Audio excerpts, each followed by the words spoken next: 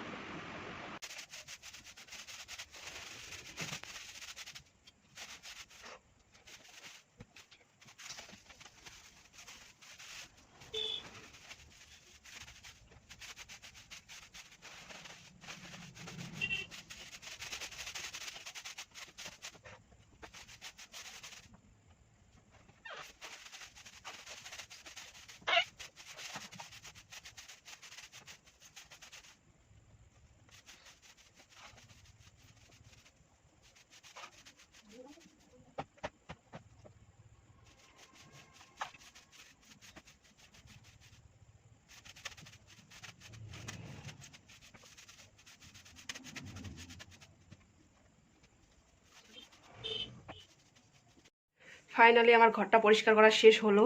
এখন আমি কি কি নিয়ে আসছি, এই যে এখানে আছে সব, তোমাদেরকে এখন এগুলাই খুলে দেখাবো কি আছে বেগের মধ্যে, কি নিয়ে আসছি এতগুলো বেগে। আর আমি একবারে কাজ করে দেখো, ওই আসে সঙ্গে সঙ্গে ঘর পরিষ্কার করতে ধরছি, এত নোংরা করে রাখছে যে কি বলবো। সন্ধ্যা পার হয়ে এখন কয়টা বাজে, 7:22 বাজে। এখন আমার ঘরটা পরিষ্কার করা হলো, এখন আমি এগুলো এসে করবো, আবার রান্না করতে যাব, অনেক কাজ। ঘরটা তো আবার কালকে আবার এসে পোছা মারতে হবে, খুবই নোংরা হয়ে গেছে। তো চলো দেখতে থাকো। তো এই ব্যাগটার মধ্যে সব আছে কাপড়, এগুলো আমার আগেকার বিয়ের আগের কাপড়। তো এগুলো আমি ওই দিন বাসন পরিষ্কার করছিলাম, তার জন্যই মানে দেখতেছি এখানে পড়ে আছে, ফালতু নিয়েই যাই, বাড়িতে নিয়ে গেলে আমার ভিডিও বানানো হবে, তার জন্য এগুলো কাপড় সব।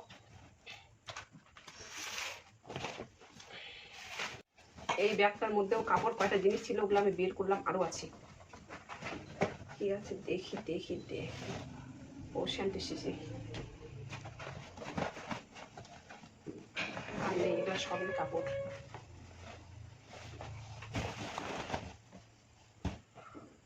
আমার বর চলে আসছে।